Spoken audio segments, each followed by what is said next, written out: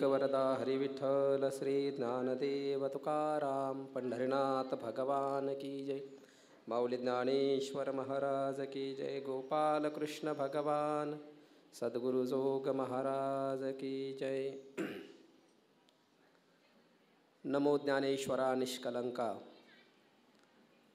जयाची गीतेची वाचिता टीका. ज्ञान होय लोका अतिभाविका ग्रंथार्थिया.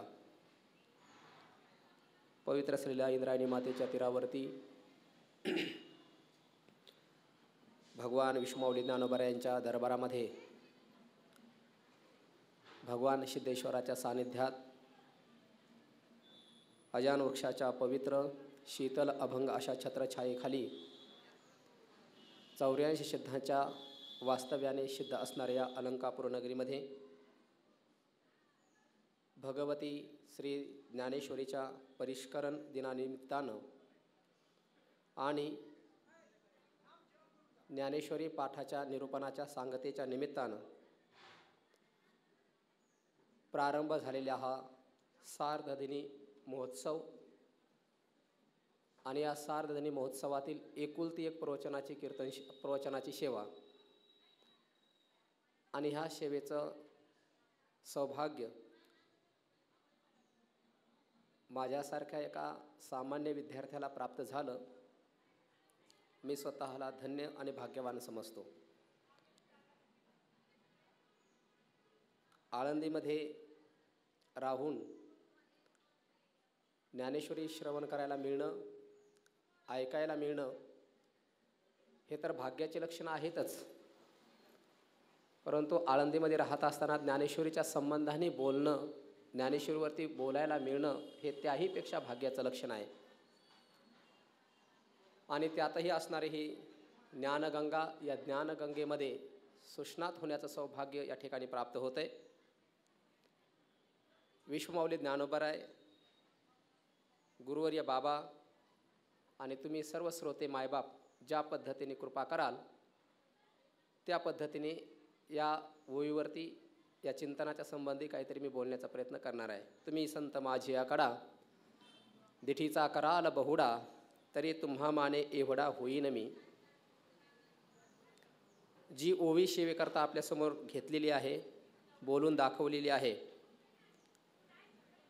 विश्वमाऊली ज्ञानोबरायांनी ज्ञानेश्वरी निर्माण झाल्याच्या नंतर समाधी घेतली आणि समाधी घेतल्याच्या नंतर जो काय मूळ ग्रंथ होता ज्ञानेश्वरी, तो ज्ञानोबराय तो मूळ ग्रंथ घेऊन, म्हणजे जी प्रत सच्चिदानंद बाबांनी लिहिली होती, जी नेवाशामध्ये निर्माण झाली होती, ती प्रत घेऊन ज्ञानोबराय समाधीमध्ये बसलेले होते. समाधीमध्ये बसत असताना ज्ञानोबरायचा अतिशय आवडीचा असणारा 9वा अध्याय, तो 9वा अध्याय उघडून समोर ठेवलेला आहे आणि ज्ञानोबराय समाधीस्थ बसलेले आहेत. 9वा अध्यायच का उघडा करून बसले, त्याचे अनेक कारण आहेत आणि त्याचं स्वतःच कारण ज्ञानोबरायांनी 10व्या अध्यायाच्या प्रारंभीच त्याचं वर्णनही केलेलं आहे. 9वा अध्याय हा 9व्या अध्यायासारखाच आहे असं तिथं ज्ञानोबरायांनी सांगितलं. म्हणून अतिशय आवडीचा असणारा हा 9वा अध्याय तो उघडा करून ज्ञानोबराय समाधीला बसले. कालांतराने ही जी ज्ञानेश्वरी होती, जुन्या काळामध्ये लेखनी श्लोक असायचे, ते लिखाण करायचे. ज्ञानोबराय म्हणतात ना, ये गीतेचा पाठ जो जाणे तयाचेनी सांगातीपणे ग्रंथ लिहून वाहने. म्हणून जुन्या काळातली जी लोक होती, जे काही प्रेमी लोक होती, ती ज्ञानेश्वरी दुसऱ्याकडे कोणाकडे जर असेल तर ती आपल्याकडे लिहून घेत असत. आणि अशी ही पद्धत चालू असल्यामुळे काही ज्ञानेश्वरीच्या ज्या प्रती होत्या, जे काही लिखाण करणारे जे लोक होते त्यांच्याकडनं कधी रस्वामध्ये, मागाशी कीर्तनामध्ये माऊलींनी सांगितलं, पहिली वेलांटी जर परीला रस्व वेलांटी जर आली तर त्याचा अर्थ प्रकार होतो, आणि दुसरी आली तर दुसरा आला तर प्रकार होतो, आणि पहिली जर आली तर परंतु असा अर्थ होतो. म्हणजे रस्व दीर्घ थोडं जरी बदललं तरी देखील अर्थामध्ये एवढा मोठा भेद होतो. आणि म्हणून लिहिणाऱ्या जी लोक होते त्यांच्याकडनं कधी रस्व व्हायचं तर कधी दीर्घ व्हायचं, तर लिहित असताना कधी कधी त्यांना जे अनुकूल शब्द सुचले ते शब्द ज्ञानोबरायच्या मुखातून आलेला जो शब्द असेल किंवा सच्चिदानंद बाबांनी जो लिहिलेला शब्द असेल त्याला पर्यायी म्हणून आपल्याला जो जवळचा शब्द अर्थाला अनुकूल असणारा तो त्यांच्याकडनं लिहिला गेला. काही विद्वान लोकांनी नंतर त्याच्यामध्ये पाठभेद करायला सुरुवात केली. असं बरंच ज्ञानेश्वरीमध्ये जे आहे त्याच्यामध्ये परिवर्तन होत गेलं. आणि हे ज्ञानोबारायांच्या लक्षामध्ये समाधीमध्ये आल्याच्या नंतर एक निमित्त केलं फक्त. अजान वृक्षाशी मुळी कंठाशी लागली, येऊनी आळंदीस्तरी काढी वेगी, ऐसे स्वप्न होता आलो अलंकापुरी, तव नंदी माझारी देखिले द्वार. इतिहास सर्वांना माहिती आहे. नंतर माऊली सच्चिदानंद बाबांच्या एकनाथ महाराजांच्या स्वप्नामध्ये जातात आणि त्यांना सांगतात की ही मुळी माझ्या कंठाला लागलेली आहे. निमित्त केलं आहे फक्त. आल्याच्या नंतर इथं आले, 2-3 दिवस अनुष्ठान केलं, प्रसंग सर्वांना माहिती आहे. आणि अनुष्ठान केल्याच्या नंतर मग ज्ञानोबाराय नाथ महाराजांच्या स्वप्नामध्ये जातात. कारण जेव्हा इथं ते आले त्यावेळेला आळंदीमध्ये घरही नव्हतं, काहीच नव्हतं, फक्त भगवान सिद्धेश्वराचं मंदिर होतं. कारण ज्ञानोबारायच्या काळामध्ये इथं सर्व ब्राह्मण लोकांची वस्ती होती आणि ब्राह्मण लोकांची वस्ती असल्यामुळे ज्यावेळेला परकीय आक्रमण झालं ज्ञानोबारायच्या समाधी कालाच्या नंतर, त्यावेळेला इथले जेवढे काही ब्राह्मण होते ते पळून गेले का त्यांचा विनाश झाला त्या यवनांच्या आक्रमणामध्ये सांगता येत नाही. पण इथली लोकवस्ती मात्र समूळ उच्चाटन पावलेली होती. केवळ फक्त जंगलच जंगल इथं होतं. म्हणून इथं आल्याच्या नंतर केवळ फक्त सिद्धेश्वराच्या मंदिरावरून ही आळंदिक तीर्थक्षेत्र आहे असं ओळखायला येत होतं. पण इथं काय कोणी त्या काळात राहत नव्हतं. शोध भरपूर घेतला माऊलीच्या समाधीचा, पण लागत नव्हता. मग स्वतः माऊली स्वप्नामध्ये गेले. त्याचं वर्णन केलं की ज्ञानोबाराय स्वप्नामध्ये आल्याच्या नंतर कसे दिसले, दिव्य तेजपुंज मदनाचा पुतळा असं वर्णन केलेलं आहे. नंतर नाथ महाराज इथं आले. आल्याच्या नंतर द्वादशी होती, 2-3 दिवस उपवास पडलेला होता. ज्ञानोबारायांनी वाण्याचं रूप घेतलं. झाले ज्ञानेश्वर वाणी, आले सामुग्री घेऊनी, पर्वकाळ द्वादशी, दिली सामुग्री आम्हाशी. इतिहास सगळ्यांना माहिती आहे. पारणं वगैरे सोडल्याच्या नंतर संध्याकाळी परत नाथ महाराजांच्या स्वप्नामध्ये आले. नंदीच्या खालून ठिकाण आहे हेही सांगितलं. उठल्याच्या नंतर सर्व वारकऱ्यांना ते कळविलं.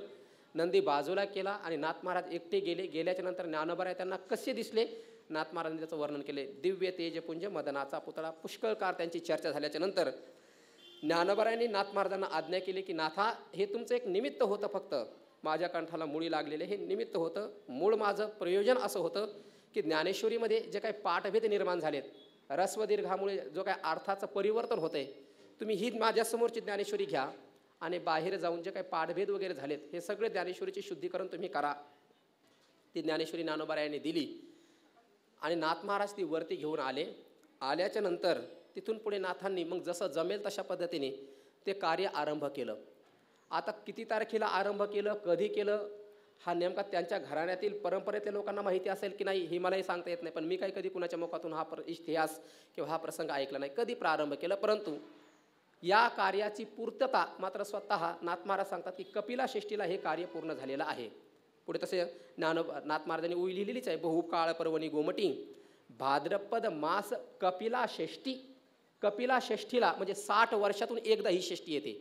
मी मागाशी कॅलेंडरवरती पाहिलं, नाथ महाराजांनी ज्या वेळेला ज्ञानेश्वरी ही प्रतिशुद्ध केली आणि पूर्ण झाली त्यावेळेला कपिला षष्ठी होती. मग नेमकं मला आज कोणती षष्ठी, मी पाहायला गेलो तर ती चंदन षष्ठी होती, म्हणून मी चंदन लावून आलो. चंदन षष्ठी होती, आज चंदन षष्ठी आहे. आणि नाथ महाराजांनी कपिला षष्ठीला ते कार्य पूर्ण केलं. आणि कार्य पूर्ण झाल्याच्या नंतर ही जी ज्ञानेश्वरी आहे, मग ही ज्ञानेश्वरी प्रसार माध्यमातून वगैरे परत ज्ञानेश्वरीचा जीर्णोद्धार झाला. त्याला आपण परिष्करण अशा पद्धतीचं म्हणतो. परि हा उपसर्ग आहे, त्याच्यामध्ये क्रू करोती धातू आहे. त्याला जास्त व्याकरण नको सांगायला. परिष्करण म्हणजे ती जे ज्ञानेश्वरीमध्ये जे काही अशुद्धता निर्माण झाली होती, अशुद्ध म्हणजे म्हणता येत नाही. नाथ महाराजांनी स्वतः सांगितलं अशुद्ध म्हणजे काय, ग्रंथ पूर्वीचं अतिशुद्ध. हे केवळ फक्त बोलावं लागतं म्हणून म्हणावं लागतं. तर नाथ महाराजांनी स्वतः सांगितले ग्रंथ पूर्वीच अतिशय शुद्ध होता. मग झालं काय, पाठांतरी शुद्ध अबद्ध. ते पाठांतरामध्ये अबद्धता निर्माण झाली होती. म्हणजे पाठांतरामध्ये पाठभेद काही विद्वान लोकांकडून म्हणा किंवा लेखनीस लोकांकडून म्हणा त्याच्यामध्ये झाले होते. मग मी काही नाही केलं, तो शोधून या, केवळ फक्त मी त्याचा शोध घेतला आणि ज्ञानोबारायाला अभिप्रेत असणारे म्हणून ज्ञानोबारायाची ज्ञानेश्वरी वाचली किंवा चिंतन केलं आणि नाथ भागवताचं चिंतन केलं ना, मग कळतं नाथांच्या दृष्टांत आणि ज्ञानोबारायांचे दृष्टांत अगदी सारखेच. काही काही वेळेला तर जशाच तशा ओव्या आहेत. सिद्धांताच्या ओव्या देखील अगदी जशाच तशाच आहेत. का बरं? कारण त्या स्वरूपाला पोहोचलेले जे महात्म्य असतात ना, त्यांचं बोलणं, त्यांचं वागणं, त्यांचं उठणं, त्यांचं बसणं, त्यांच्या सगळ्याच कृत्या सारख्या असतात. आणि त्यामुळेच की काय, नाथ महाराजांच्या वाङ्मयामध्ये निरूपणामध्ये आणि ज्ञानोबारायांच्या निरूपणामध्ये व्याख्यानामध्ये साम्यता आपल्याला जाणवते बघा. म्हणून कधीकधी मोठे महापुरुष जे आहेत संप्रदायातले ते म्हणतात ज्ञानेश्वरी सूत्र आहे, तर त्याचं भाष्य मात्र एकनाथी भागवत आहे असं ते काही सांगतात. म्हणून आपल्या वारकरी संप्रदायामध्ये एक पद्धती होती पूर्वी, अगोदर गाथेची पारायण करायची, नंतर नाद भागवताची पारायण करायची, नंतर ज्ञानेश्वरीची पारायण करायची आणि नंतर मग संस्थेमध्ये प्रवेश घ्यायचा. अशा पद्धतीची ही परंपरा त्यामुळेच कदाचित पडलेली असावी. नाथ महाराजांनी ही ज्ञानेश्वरीच्या कपिलाषष्ठीला पूर्ण लिखाण झालं, तिचा शोध झाला आणि तिथून पुढे मग ही ज्ञानेश्वरी जयंती आपण सर्वजण साजरे करायला लागलो. नेमकं ज्ञानोबारायांनी हा जो ग्रंथ नेवाशामध्ये पूर्ण केला ती कोणती तिथी होती ही कुणाला माहिती नाही. तो इतिहासामध्ये काय ते प्रघात किंवा ती परंपरा चालत आलेली दिसत नाही. परंतु नाथ महाराजांनी ज्या काळामध्ये ज्ञानेश्वरीचे परिष्करण केलं ती तिथी मात्र चालू आहे, म्हणून त्याला ज्ञानेश्वरी जयंती असं म्हणतात. आणि त्या ज्ञानेश्वरी जयंतीचा महोत्सव या ठिकाणी आपण करत आहोत. आळंदीमध्ये इथून पाठीमागं ज्ञानेश्वरी जयंती आळंदीमध्ये कशा झाल्या ह्या आपल्याला काही माहिती नाही, आपल्या डोळ्याच्या पाठीमागं कोणी केल्या हेही माहिती नाही. पण जसं मी आळंदीमध्ये आलो आणि ज्ञानेश्वरीचं चिंतन करतोय तसं मी पाहतो तर आळंदीमध्ये गेल्या वर्षी ज्ञानेश्वरी जयंतीच्या निमित्तानं बरेच कार्यक्रम झाले होते. म्हणजे जे काही माऊलींच्या पाठाला येणारे गुरुबंधू मंडळी आहेत त्यातील बऱ्याच गुरुबंधू मंडळी ज्ञानेश्वरीचा उत्सव साजरा केला होता. आणि त्यानंतर ह्या वर्षीही ज्ञानेश्वरीचा उत्सव साजरा होत आहे. आणि मी आळंदीमध्ये पाहिलेला माझ्या डोळ्याने हा सर्वात आत्तापर्यंतचा भव्य आणि दिव्य स्वरूपामध्ये पार पडणारा हा महोत्सव आहे. जरी सार्धदिनी असला तरीसुद्धा आता इथून पुढे भविष्यामध्ये वारकरी संप्रदायामध्ये अनेक साधक संपन्न होतील, ते याहीपेक्षा मोठा उत्सव करतील, पण तो भविष्यामध्ये राहिला. पण इथपर्यंत तरी आजपर्यंत तरी मी पाहिलेला आळंदीतला ज्ञानेश्वरीच्या जयंतीच्या निमित्तानं एवढाच हा भव्य आणि दिव्य अशा पद्धतीचा हा उपक्रम हा कार्यक्रम या ठिकाणी पार पडत आहे. आणि त्या कार्यक्रमातील आजची ही एकुलती एक असणारी प्रवचनरूपी सेवा माऊलीच्या आज्ञेने माझ्या वाट्याला आलेली आहे. आणि ती सेवा करण्याकरता नाथ महाराजांनी ज्ञानोबारायांच्या संबंधी ज्या काही 5 ओव्या लिहिल्या त्या 5 ओव्यापैकी ही एक ओवी आहे. आणि या ओवीमध्ये ज्ञानोबारायांच्या संबंधाने या ज्ञानेश्वरीच्या संबंधाने नाथ बाबा आपला अभिप्राय व्यक्त करत आहेत. अभिप्राय कोणत्याही ग्रंथाला दिला जात असतो आणि अभिप्राय कोण देत असतो? ज्याला त्या विषयाचं समग्र अवगाहन झालेलं आहे तो व्यक्ती अभिप्राय देत असतो. आपण एखादा ग्रंथ लिहिल्याच्या नंतर एखाद्या व्यक्तीचा अभिप्राय घेतो त्या ग्रंथाकरता, तर जो अभिप्राय आपण घेतो ना, ज्याच्याकडनं अभिप्राय घ्यायचा आहे पहिल्यांदा त्या व्यक्तीने तो ग्रंथ वाचलेला असला पाहिजे, त्या ग्रंथामध्ये काय विषय आलाय हे त्या व्यक्तीला माहिती असलं पाहिजे, तेव्हा त्यांनी तो अभिप्राय दिला पाहिजे. नाथ महाराजांनी या समग्र ओम नमो जे आद्यापासून तर शके 1212पर्यंत पूर्ण ज्ञानेश्वरीचं परिशीलन केलेलं आहे. म्हणून त्या ज्ञानेश्वरीमध्ये काय आहे, काय विषय आहे, सगळं नाथबाबाला माहिती आहे, सगळं त्यांनी अध्ययन केलेलं आहे. म्हणून नाथ महाराज या ज्ञानेश्वरीच्या संबंधाने बोलतात, ज्यांनी ही ज्ञानेश्वरी निर्माण केली, हा ग्रंथ निर्माण केला, ते कसे आहेत त्यांच्याकरता पहिला शब्द वापरला आहे निष्कलंक. निष्कलंकित जीवन आहे ज्ञानोबारायांचं, थोडाही कलंक नाही. निष्कलंकित जीवन म्हणजे काय?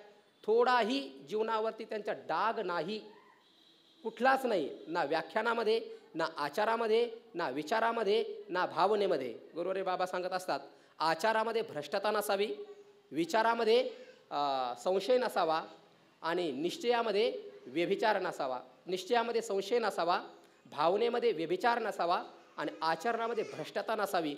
असं जे जीवन असतं हे निष्कलंकित जीवन असतं. किंवा याच्याही पुढचं बोलायचं जर झालं सामान्य भाषेमध्ये तर जसं ज्ञानोबाराय म्हणतात ना, जन्मतेनी प्रसंगे स्त्रीदेह शिवने अंगे तेथून जन्म आघवे सोहळे कीजे, हे सामान्य भाषेमध्ये बोललं जातं. तर ज्ञानोबारायांचे जीवन तुम्ही पहा, वयाच्या 16व्या वर्षी ज्ञानेश्वरीची निर्मिती करतात आणि 22व्या वर्षी समाधी घेऊन टाकतात. केवळ ज्ञानोबारायांचा जो देह आहे त्या देहाला त्यांच्या आईचाच काय जो स्पर्श झाला असेल तर तेवढाच स्पर्श आहे, पुन्हा ज्या देहाला स्पर्शही नाही असं निष्कलंकित जीवन हे ज्ञानोबारायांचं आहे. आणि असं ज्याचं निष्कलंकित जीवन असतं त्या व्यक्तीच्या चरणावरती मनुष्याचं मस्तक हे नस्तमस्तक होतच असतं. म्हणून निष्कलंकित जीवन ज्या माऊलींचं आहे त्या माऊलींविषयी नाथ महाराज म्हणतात, नमो. ज्यांचं जीवन निष्कलंक आहे त्यांना नमस्कार असो. का बरं नमस्कार असो? कारण त्यांनी जो ग्रंथ निर्माण केलेला आहे ना, तो ग्रंथ म्हणजे कोण आहे? गीतेची टीका. आता गीतेची टीका या विषयावर व्याख्यान सकाळी भरपूर प्रमाणामध्ये झालेलं आहे. आता मी जे चिंतन केलं होतं त्यातलं कुठलं काटछाट करावं, कुठून कुठं कसं जावं हा मला प्रश्न पडला आहे. कारण मला जे मी चिंतन केलं होतं ते सगळंच माऊलींनी सांगून टाकलेलं आहे.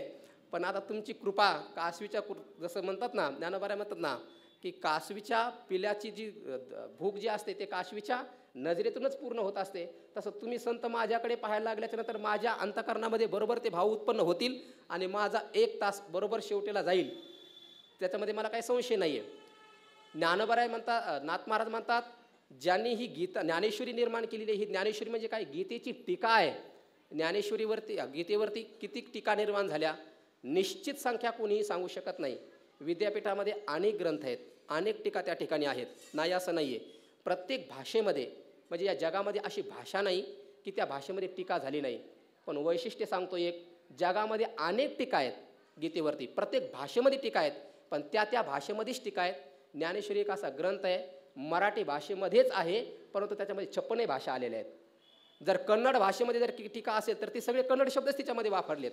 इंग्रजी भाषेमध्ये ते टीका असेल तर सगळे शब्द इंग्रजी भाषेतलेच वापरलेत.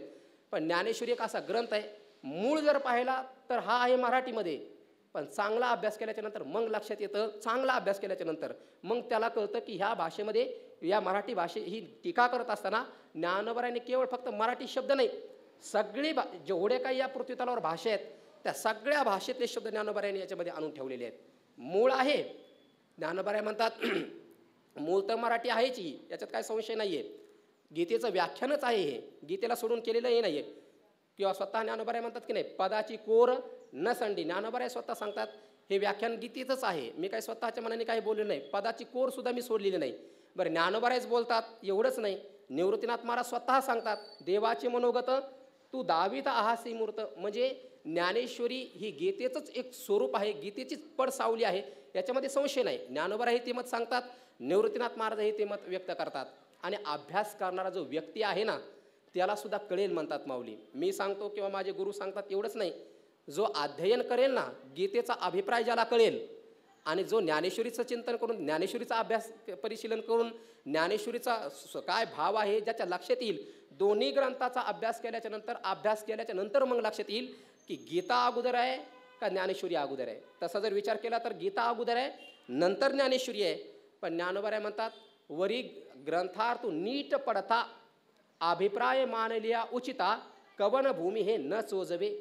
ज्यांनी गीता आणि ज्ञानेश्वरी या दोन्ही ग्रंथाचं चांगलं परिशीलन केलंय, अभ्यास केला, आणि अभ्यास केल्याच्या नंतर भाव लक्षात आला, भाव लक्षात आल्याच्या नंतर मग कळेल की अगोदर गीता का अगोदर ज्ञानेश्वरी. म्हणजे ज्ञानेश्वरीवर गीतेचं भाष्य झालंय का गीतेवरती ज्ञानेश्वरीचं भाष्य झालंय हे मात्र कळणार नाही. कशा करता सांगतो, ज्ञानोबरायांनी एवढं तंतोतंत मराठी भाषेमध्ये हे निरूपण केलेलं आहे, आणि तेही करत असताना सगळ्या भाषा याच्यामध्ये गुंफलेल्या आहेत. हे ज्ञानोबरायांच्या बुद्धीचं कौशल्य आहे, हे ज्ञानोबरायांच्या बुद्धीचं वैशिष्ट्य आहे. एखादा उदाहरण देत असताना सुद्धा ज्ञानोबराय पहा कसे देतात. दृष्टांत कुशला हा वक्ता हा. ज्ञानोबराय एखादा सिद्धांत सांगत असताना असा काही दृष्टांत देतात की तो पंडित लोकांनाही मान्य होईल, आणि गावाकडे शेतामध्ये खुरपणाऱ्या ज्या महिला आहेत त्यांना सुद्धा मान्य होईल, म्हणजे त्यांना सुद्धा कळेल. म्हणजे व्याख्यान कसं असलं पाहिजे, साध्या सिंपल भाषेमध्ये, पण विद्वानालाही मान्य झालं पाहिजे आणि अज्ञानी लोकांना देखील ते कळलं पाहिजे. अशी ज्ञानोबरायाची व्याख्यानाची शैली आहे, असंही ज्ञानोबरायांचं कौशल्य आहे. म्हणून नाथ महाराज म्हणतात, हे जे ज्ञानेश्वरी निर्माण करणारे आहेत त्यांचं जीवन हे निष्कलंकित आहे, आणि त्यांनी जो ग्रंथ निर्माण केला आहे ही गीतेचंच एक अलंकार आहे, गीतेचा हा एक स्वरूप आहे, गीतेचंच एक छोटंसं असणारं एक रोपडं आहे. आणि मग काय होईल बरं ही ज्ञानेश्वरी वाचल्याच्या नंतर? ज्ञान होय म्हणले. जो ज्ञानेश्वरीचं चिंतन करतो, अभ्यास करतो, ज्ञानेश्वरीचं अवगाहन करतो, पारायण करतो, त्या व्यक्तीला ज्ञान प्राप्त होतं. पण कोणत्या व्यक्तीला प्राप्त होतं? मध्यामध्ये त्या ओवीमध्ये अंडरलाईन करण्याकरता एक शब्द आहे, ज्ञान होय लोका. लोकांना ज्ञान होईल, पण कोण्या? अतिभाविका ग्रंथार्थिया. या ग्रंथाविषयी पारायण करत असताना ज्या व्यक्तीच्या अंतकरणामध्ये भाव आहे, सकाळी अभंग होऊनच गेलाय, भाव धरून या वाची, भाव धरून वाचली तर ज्ञान प्राप्त होईल. नाहीतर मग एरवी ज्ञानाचे दोन प्रकार आहेत, एक अनुभूतीचं ज्ञान आणि दुसरं शब्दाचं ज्ञान. त्याला आपण परोक्ष ज्ञान आणि अपरोक्ष ज्ञान म्हणतो. सामान्य भाव न धरता केवळ एक ग्रंथ आहे, काव्य आहे म्हणून एखादा व्यक्ती याचं जर वाचन करायला गेला तर त्याला ज्ञान प्राप्त होईल, पण त्याला अनुभूतीचं ज्ञान नाही प्राप्त होणार, त्याला केवळ फक्त शाब्दिक ज्ञान प्राप्त होईल. एर लोक वाकचातुर्य होईल सुख्या म्हणले ना माऊली, तसं वाकचातुर्य त्याला प्राप्त होईल. लोक विद्वान म्हणतील, इहलोकातील जीवन त्याचं समृद्धीने जाईल, नंतर कालांतराने तो परिपूर्ण होईल, हा मुद्दा वेगळा आहे. परंतु भाव धरून जर ज्ञानेश्वरी वाचली, अंतकरणामध्ये भाव म्हणजे श्रद्धा, आणि श्रद्धावान लभते ज्ञानम. हरिपाठामध्ये सुद्धा ज्ञानोबरायांनी वारंवार सांगितलं की नाही, न सोडे रे भाव, म्हणजे भाव सोडू नका, भाव म्हणजे श्रद्धा धारण करा. परत पुढे एक आलेले बघा, भाव बळे आकडे एरवी ना कळे ज्याच्या अंतःकरणामध्ये भाव आहे, ज्याच्या अंतःकरणामध्ये श्रद्धा आहे, या ग्रंथाच्या संबंधाने त्याला ज्ञान प्राप्त झाल्याशिवाय राहत नाही. म्हणजे या ग्रंथाचा अधिकारी कोण आहे एका शब्दामध्ये सांगून टाकले. जसं वेदांताचा अधिकारी आपण म्हणतो की नाही, ज्या व्यक्तीने या जन्मी किंवा पूर्वजन्मी निष्काम कर्म किंवा उपासना करून अंतःकरणातील मल आणि विक्षेप हे 2 दोष घालवलेले आहेत, तो व्यक्ती या वेदांत शास्त्राचा अधिकारी. प्रत्येक शास्त्राचा, प्रत्येक ग्रंथाचा हा अधिकारी ठरलेला असतो. कारण फल हे अधिकाऱ्यालाच प्राप्त होत असतं. अधिकारीन मा शास्ते फलसिद्धिर्विशेषतः उपायादेशकालाद्याः संत्यस्मिन् सहकारिणः. आद्यगुरु शंकराचार्य सांगतात अधिकारी व्यक्तीलाच फल प्राप्त होत असतं. म्हणून अधिकारी होऊन जर आपण ते कार्य केलं तर ते लवकर फलद्रूप होत असतं. कारण अधिकारी आणि फलाचा प्राप्य प्रापक भाव संबंध विचारसागरामध्ये सांगितलेला आहे. तसा हा ग्रंथ कुणाला फलश्रुती देऊ शकतो, अपरोक्ष ज्ञान हे फल कुणाच्या पदरामध्ये पडू शकतं. या ग्रंथाचं चिंतन करत असताना ज्याच्या अंतःकरणामध्ये अधिकार आहे त्याला वेदाचाही अधिकारी सांगितलेलाच आहे की नाही. एरा द्विजाशीच ब्रह्मसूत्र, एरा स्तोत्र का नाममंत्र, आवर्तने पवित्र पावावया तत्व. ज्ञानोबाऱ्या म्हणतात वेद ज्ञान देतो नाही असं नाही, पण वेदाचा अधिकार कुणाला आहे, ज्याचं उपनयन संस्कार होऊ शकतं. म्हणजे ज्याचं उपनयन संस्कार झाले त्याला द्विज म्हणतात. द्विज जनजायते उत्पन्न होणे, ज्याचा 2दा जन्म झालाय, दातालाही द्विज म्हणतात, पक्षालाही द्विज म्हणतात. रचनांमध्ये आहे ते आलेला विषय. ज्याचा 2दा जन्म होतो त्याला द्विज म्हणतात. आईच्या उदरातून आल्याच्या नंतर एकदा जन्म होणं आणि उपनयन संस्कार झाल्याच्या नंतर जे उपनयन घालून आपण जनेऊ गळ्यामध्ये धारण करतो ना, तो 2रा जन्म मानलेला आहे. मग क्षत्रियाचं उपनयन कधी करायचं, ब्राह्मणाचं कधी करायचं, वैश्याचं कधी करायचं, तो विचार आलेला आहे. ज्याचा उपनयन संस्कार झाला वेद त्याला आपला अधिकार देतो. ज्याचा उपनयन संस्कार झालेला नाही वेद त्याला मात्र अधिकार देत नाही. वेद संपन्न आहे, ज्ञानवान आहे, सगळा विचार तुम्हाला माहिती आहे. पण वेदाला अधिकारी कोण आहे, जो द्विज आहे तो वेदाचा अधिकारी. तसा ज्ञानेश्वरीचा अधिकारी कोण आहे, ज्याच्या अंतःकरणामध्ये भाव आहे तो ज्ञानेश्वरीचा अधिकारी आहे. एरवी म्हणजे ज्ञानाचा अधिकारी, अपरोक्ष या ज्ञानेश्वरीच्या माध्यमातून अपरोक्ष ज्ञानाच्या प्राप्तीचा अधिकारी जर कोणी असेल तर ज्याच्या अंतःकरणामध्ये भाव आहे, ज्याच्या अंतःकरणामध्ये श्रद्धा आहे, त्या व्यक्तीला हा ज्ञानेश्वरी ग्रंथ पारायण करा. नुसतं पारायण जरी केलं तरी ज्ञान देऊ शकतो, श्रवण जरी केलं तरी ज्ञान. सकाळी ओव्या आपण पाहून आलो, 1 प्रदक्षिणा जपाची या, बाहेरोनी करीती या. आता इथं शास्त्रार्थ येऊ शकतो. वेदांताने सांगितलंय श्रवण मनन निधी ध्यासाने नाही होतं. ज्ञानोबाऱ्याने सांगितलंय श्रवण मदन निधी ध्यासाने जिंकले. आता तो शास्त्रार्थाचा विषय आहे आणि हा वस्तू सामर्थ्याचा विषय आहे. दोन्ही ग्रंथ जे शास्त्राने सांगितलेलं जे ज्ञानप्राप्तीचा जो मार्ग आहे तो भिन्न आहे. इथे ज्ञानोबाऱ्याच्या ग्रंथाचं ही व्यक्ती सामर्थ्य आहे, वस्तू सामर्थ्य ज्ञानोबारा आहे. इथं वस्तू सामर्थ्य शक्ती नवल काही. जे ज्ञानोबाराय रेड्याच्या मुखातून वेद बोलू शकतात, त्या ज्ञानोबाऱ्यांचा ग्रंथ भाव धरून वाचल्याच्या नंतर ज्ञान प्राप्त होणार नाही. कोण म्हणू शकतं नाही होऊ शकत. जे ज्ञानोबाराय मेलेल्या माणसाला जिवंत करून त्याच्याकडनं ज्ञानेश्वरी लिहून घेऊ शकतात, तर जिवंत माणसाने ज्ञानेश्वरी वाचल्याच्या नंतर त्याला अपरोक्ष ज्ञान प्राप्त होऊ शकत नाही. असं कुणाचं धाडस आहे, कोण नाही म्हणू शकतं. असं होतच, फक्त भाव असला पाहिजे. करून पहा. जसं भगवंत अर्जुनाला म्हणतात, अर्जुना तू या मार्गाने चालून पहा, तुला ज्ञान प्राप्त होईल. याच्या संशय नाही, चालून तर बघ म्हणले की नाही भगवंत अर्जुनाला. तसं ज्ञानेश्वरीच्या माध्यमातून श्रद्धा धारण करून जर याचं चिंतन केलं, वाचन केलं, श्रवण केलं तर ज्ञान प्राप्त होतच, याच्यामध्ये संशय नाही. एका जनार्दनी संशय सांडोनी दृढधरी म्हणलंय, अजून बाकी नाही काय सांगितलं. संशय सोडून द्या. वेदांतात तर सांगितलंय श्रवण मनन निधी ध्यासन करा, मग तुम्हाला तत्वपदार्थ शोधन करा, मग तुम्हाला मोक्ष प्राप्त होईल. नान्य हा पंथ हा विद्येते आहे नाही, ते वेदांताचा विषय आहे. इथं हे ज्ञानोबारायांचं हे व्यक्ती सामर्थ्य आहे, यांनी होतच. कोणी म्हणलं नाही होऊ शकत, करून पहा, जीवन समर्पित करून पहा, तेवढी श्रद्धा तेवढी भाव अंतःकरणामध्ये धारण करून पहा. मेलेल्या माणसाला जिवंत करून ते ज्ञानेश्वरी लिहून घेऊ शकतात, तर जिवंत माणसाने ज्ञानेश्वरी वाचल्याच्या नंतर त्याला ते ज्ञान देऊ शकत नाहीत का. जो भगवान परमात्मा त्याला शिवा देणाऱ्याला मोक्ष देऊ शकतो, तर हे तर ज्ञानोबा आहे, हे तर आईचा अंतःकरण आहे. ह्या ज्ञानेश्वरीविषयी श्रद्धा धारण करण्याच्या नंतर ते ज्ञान प्रदान करणार नाहीत का. करू शकतात, शकतात नाही करतातच. फक्त जसं जगद्गुरु तुकोबाराय म्हणले की नाही, शुद्ध बीजापोटी फळे रसाळ गोमटी, जसं तिथं म्हणले की नाही, त्या धरणेकराला सांगितलं की नाही, तर धरणेकरी आला होता पण त्याची भावना शुद्ध नसल्यामुळे त्याला ते फळ मिळालं नाही. जेवढी आपल्या अंतःकरणामध्ये भावाचा उदय होईल, जेवढ्या वेगामध्ये होईल, जेवढ्या प्रमाणामध्ये होईल, तेवढ्याच प्रमाणामध्ये तेवढ्याच वेगाने आणि तेवढ्याच तात्काळ तेवढंच युगपत आपल्याला या ज्ञानेश्वरीचा जो भाव आहे, तात्पर्य आहे, ते आपल्याला प्राप्त झाल्याशिवाय राहत नाही. फक्त आपल्या अंतःकरणामध्ये भाव असणं गरजेचं आहे. भाव धरून या वाचे ज्ञानेश्वरी. आणि तेच इथं ज्ञानोबा आहे किंवा इथे नाथ महाराज सांगतात, ज्ञान होय पुन्हा लोका. कोणत्या लोका, अतिभाविका, अतिशय भाव ज्याच्या अंतःकरणात आहे, पण कोणत्या ग्रंथार्थ या या ग्रंथाविषयी ज्याच्या अंतःकरणामध्ये उत्कट प्रकारचा भाव आहे, उच्च कोटीचा भाव आहे, त्याला हे ज्ञान प्राप्त होऊ शकतं. फक्त एवढंच आहे, आपण अंतःकरणामध्ये भाव धारण करा. नाहीतर भाव धारण नाही केला तर मग किती साधना करा, नाना साधनाच्या केल्या खटपटा. नाना साधना करतात की नाही ज्ञान प्राप्त करून घेण्याकरता. ज्ञानेश्वरीच मध्ये आपण पाहतो की नाही, काही लोकांनी या ज्ञानाच्या प्राप्तीत करता काय नाही केलं. देईल गुरु सेवा या बुद्धी पांडवा, जन्मशताचा सांडवा टाकीत जे. ज्ञानोबा म्हणतात गुरुसेवेच्या माध्यमातून गुरुची सेवा केल्याच्या नंतर ज्ञान प्राप्त होईल. म्हणून काही लोकांनी निश्चयच करून टाकला, या जन्मात ज्ञान प्राप्त नाही झालं तर पुढच्या होईल, पुढच्या नाही झालं तर त्याच्या पुढचे होईल. पण मी जी साधना जीवनामध्ये अवलंबली ती साधना मी सोडणार नाही. कोणती? देईल गुरुसेवा. गुरुच्या सेवेतून मला हे ज्ञान प्राप्त होईल. म्हणून काही साधकांनी शेकडो जन्मशताचा सांडवा, शेकडो जन्म होऊन घेऊन गुरुची सेवा केली. कशा करता? ज्ञानाच्या प्राप्ती करता.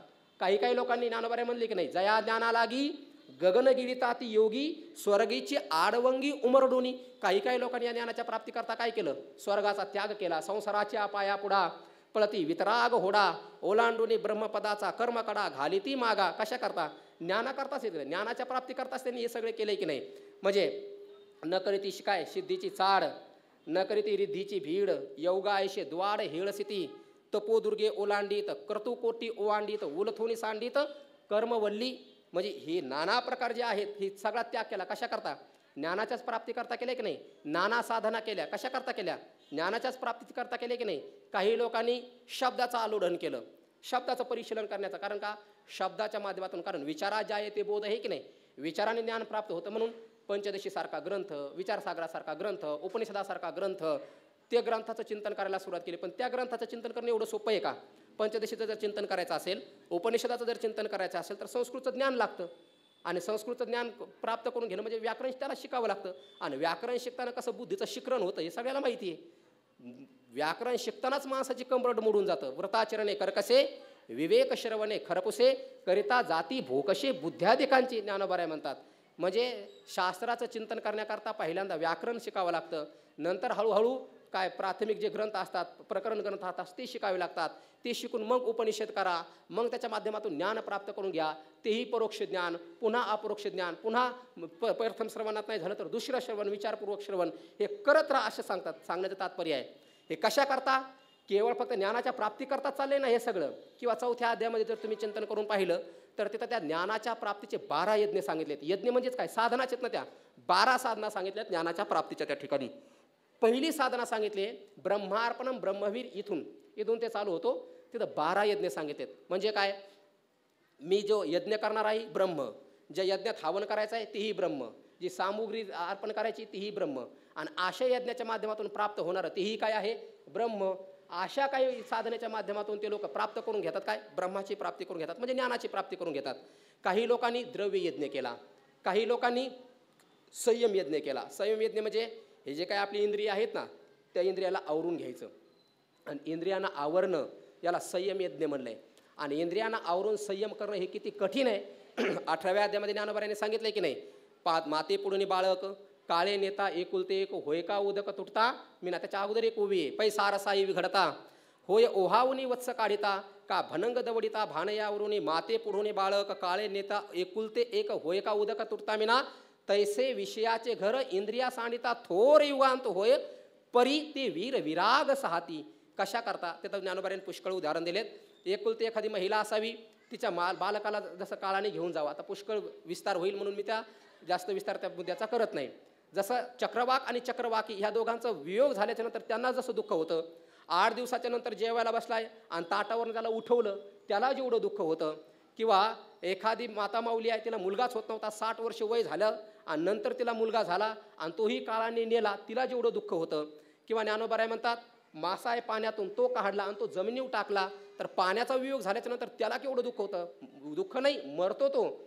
तसं साधकाला त्या इंद्रियापासून विषयाला आवरत असताना दुःख होतं, याला संयम यज्ञ म्हणलेला आहे. तरी सुद्धा ज्ञानाच्या प्राप्तीकरता तो संयम यज्ञ करतोय की नाही. वैराग्य महापावके जाळून विषयाची कटके अधपली तवकी इंद्रिय धरिली मग संयमाची धाटी सुनी मुरडिली उपराठी इंद्रिय कोंडिली कपाटी हृदयाची. आणि ही साधना करत असताना किती कष्ट होतात.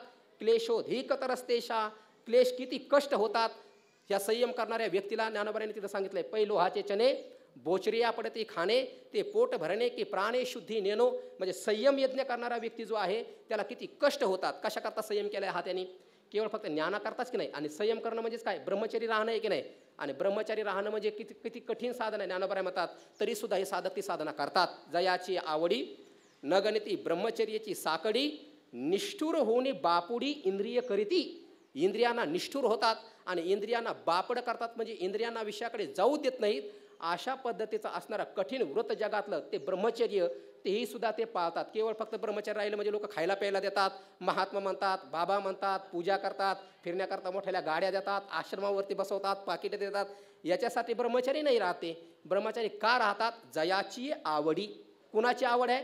केवळ फक्त आत्मस्वरूपाची जाणीव करून घ्यायची आहे. भगवंताची प्राप्ती त्यांना करून घ्यायची. आत्मज्ञानाची आवड त्यांच्या अंतकरणामध्ये असल्यामुळे ब्रह्मचर्यासारखं कठीण असणारं जे व्रत आहे ते व्रत, ब्रह्मचर्यादी व्रते, ज्ञानोबा म्हणले की नाही, ब्रह्मचर्यासारखं कठीण असणारं व्रताचे अवलंब करतात. मला सांगायचं काय, एवढं कठीण व्रत कशा करता केलं? ज्ञानाकरताच केलं की नाही.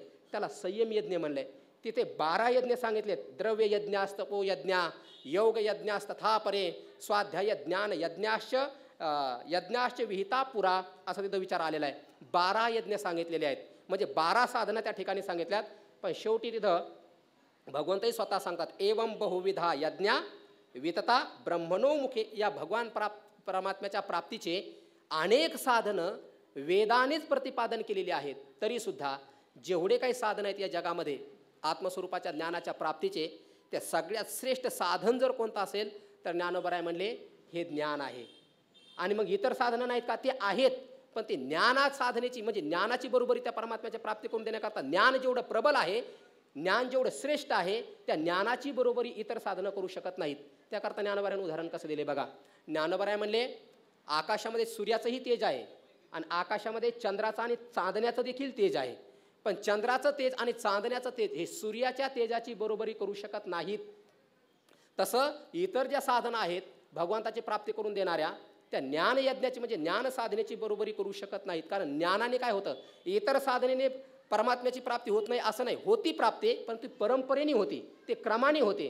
पण ज्ञानाने काय होतं, ज्ञान प्राप्त झालं त्या व्यक्तीला की ज्ञानात एव तू कैवल्यम, त्याला अपरोक्ष दृढ अपरोक्ष साक्षात्कार होतो. ज्ञान प्राप्त झाल्याच्या नंतर त्याची इच्छा जरी नसली तरी तो न इच्छनापी मोक्षशे, इच्छा नसताना सुद्धा तो त्या स्वरूपाला प्राप्त होतो. एवढा हा जो ज्ञानयज्ञ आहे हा श्रेष्ठ सांगितलेला आहे. आणि असा हा जो ज्ञानयज्ञ आहे, त्या ज्ञान प्राप्त झाल्याच्या नंतर व्यक्ती मोक्षाला प्राप्त होतो. तैशी येण्याचे शरीरे शरीरा येणे सरे, किंबहुना एर झारे चिरा पडे. म्हणून या ज्ञानाच्या प्राप्तीकरता प्रयत्न केला पाहिजे मनुष्याने जीवनामध्ये. आणि का केला पाहिजे? नाथ महाराज सांगतात, दुसरा प्रयत्नच करू नये. साधावया वैराग्य ज्ञान, मनुष्यदेही करावा प्रयत्न, सांगे एका जनार्दन अनेक यत्न असेना. मनुष्यजन्म प्राप्त झाल्याच्या नंतर एकतर ज्ञानाच्या प्राप्तीकरता प्रयत्न केला पाहिजे, नाहीतर वैराग्याच्या प्राप्तीकरता प्रयत्न केला पाहिजे. दुसऱ्या प्राप्तीचा मनुष्याने प्रयत्न करूच नाही. साधावया वैराग्य ज्ञान, आणि ते जे ज्ञान आहे ज्ञानेश्वरीच्या माध्यमातून सहज वाचनाने बघा. जे 12 यज्ञ सांगितले ते पाहून घ्या, किती क्लेशकारक आहेत. ते ज्ञानेश्वरीचं नुसतं श्रवण जरी केलं तरी ते ज्ञान प्राप्त होतं. नुसतं श्रवण केल्याच्या नंतर ज्ञानोबा म्हणले त्या साधना करून तुम्ही त्या परमात्म्याला प्राप्त करून घेणार, होईल की नाही तेही सांगता येत नाही. पण हा जो ज्ञानेश्वरी ग्रंथ आहे, नुसता कानाने ऐकला तरी तुम्हाला मोक्ष प्राप्त होऊ शकतो. एवढं महत्त्व या ग्रंथाचं सांगितलं. एवढं श्रवण, तैसा मनाचा मारू न करिता, इंद्रिया दुःख न देता, येत मोक्ष अशा आईता, श्रवणाची माझी. बघा, श्रवणाची चकारात्मक सांगतात ज्ञानोबा. जर श्रवणाने ज्ञानेश्वरीचा मोक्ष झाला नसता तर ज्ञानोबाने चकार तिथं वापरलाच नसता. गुरुरे राऊत बाबा सांगत असतात, हा चकार फार मोकार असतो, तो बाकीच्यांना बेकार करून सोडतो. आणि हा चकार आयऱ्या गायऱ्याने वापरलेला नाहीये, हा चकार विश्वमाऊली ज्ञानोबा यांनी वापरलेला आहे. जे कैवल्याचे साक्षात स्वरूप आहे ते चालते ज्ञानाचे बिंब, तयाचे अवयव ते सुखाचे कोंभ, एरा माणूसपण ते भांब लौकिक भागू, मूर्तिमंत ज्ञानाचा अवतार ज्ञानोबाराय आहेत आणि ते चकार वापरतात. गुरुरे डॉक्टर बाबा पाठामध्ये एक गोष्ट सांगत असतात बघा. ज्यावेळेला महाराष्ट्रामध्ये भांडणं चालू झाले, मुंबई नेमकी भारतात ठेवायची म्हणजे महाराष्ट्रात ठेवायची का गुजरातमध्ये ठेवायची, ते अजूनही भांडणं चालतात. पण त्या काळामध्ये नेमकी कुठं ठेवायची असा भांडणं चालले होते. त्यावेळेला मुंबईला त्या काळातले जे काही विद्वान लोक होते ना, महाराष्ट्रातले वगैरे सगळे एकत्रित जमले. त्यावेळेला यशवंतराव चव्हाण हे मुख्यमंत्री होते म्हणतात महाराष्ट्राचे त्या काळामध्ये. तर सगळे मुख्यमंत्री, जेवढे काही पुढारी, जेवढे विद्वान, सगळे देशावरती प्रेम करणारे, महाराष्ट्रावरती प्रेम करणारे मुंबईला एकत्र जमले आणि त्यांनी मिटिंग त्या ठिकाणी घेतली. आणि त्या सभेमध्ये प्रत्येकजण उठायचा आणि म्हणायचा, महाराष्ट्रामध्ये मुंबई राहिली पाहिजे, मुंबई महाराष्ट्रात राहिली पाहिजे, मुंबई महाराष्ट्रात राहिली पाहिजे. प्रत्येकजण असं बोलायचं. पण ज्या वेळेला आचार्य आत्र्यांचा नंबर आला आणि ते ज्या वेळेला व्याख्यान करायला उभे राहिले, ते म्हणले, तुम्ही सगळेजण काय म्हणता, मुंबई महाराष्ट्रात राहिली पाहिजे.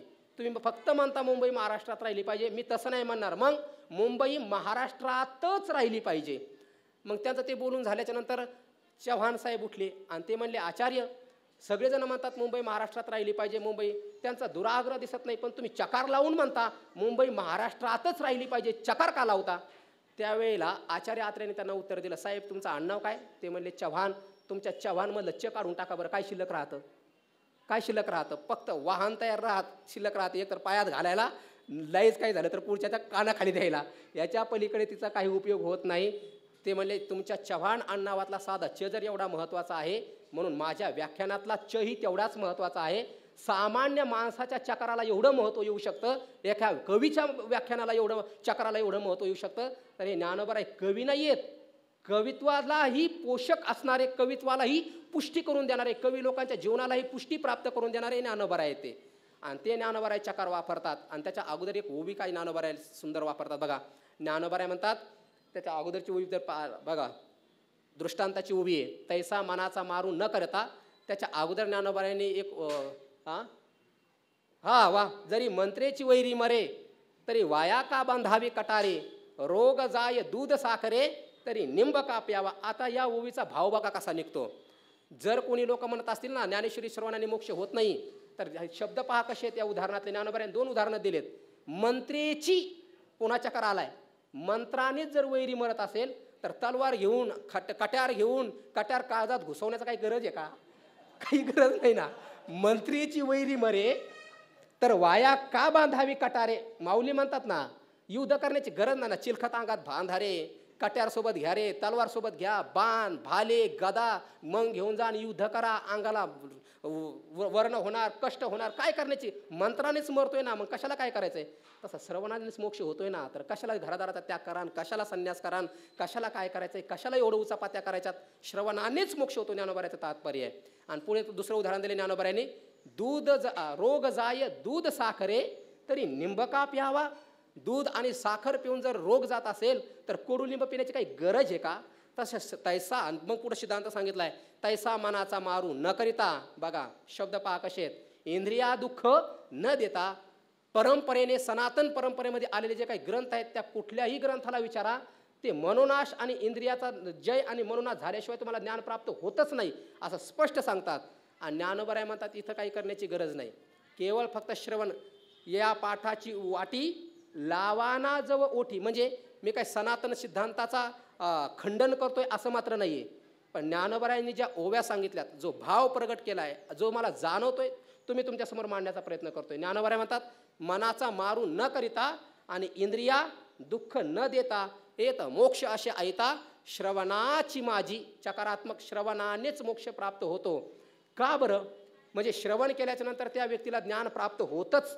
ज्ञानेश्वरीचं श्रवण करा तरी ज्ञान प्राप्त होतं, पारायण करा तरी ज्ञान प्राप्त होतं, अर्थचिंतन करा तरी ज्ञान प्राप्त होतं. आपण तेव्हा कायम पाहत असतो ना. ज्ञानोबारायांनी उदाहरण दिलं, एक श्रीमंत माणूस होता, त्यांनी 3 मजली इमारत बांधली. आता हे उदाहरण दिले ज्ञानोबारायांनी 750 वर्षापूर्वीचं. त्या काळामध्ये एवढे काय कोणी घरं बांधत नसायचे, झोपड्या नव्हत्या लोकांना नीट राहायला. आता आपला जन्म झाला होता 25-30 वर्षापूर्वीचा काळ पहा, सगळे मातीचीच घरं होते. आता लोक चांगले घरं बांधायला. ज्ञानोबाराच्या त्या काळात एकाने 3 मजली इमारत बांधली. तिचं पूजन ठेवल्याच्या नंतर जरा लोक जरा जास्त आले, अंदाज चुकला. तसा त्याला असं वाटलं एवढे लोक कशाला येतील म्हणून त्याने काय घरापुढं मंडप बिंडप काही टाकला नव्हता. आणि कार्यक्रम झाल्याच्या नंतर आता लोकांना जेवायला कुठं बसवायचं, ऊन पडलेलं होतं. मग त्यांनी सांगितलं, एक काम करा, आपलं घर आहे ना 3 मजली, काही खाली बसा, काही मधात बसा, काही वर बसा. सगळ्यांना जेवायला बसवलं.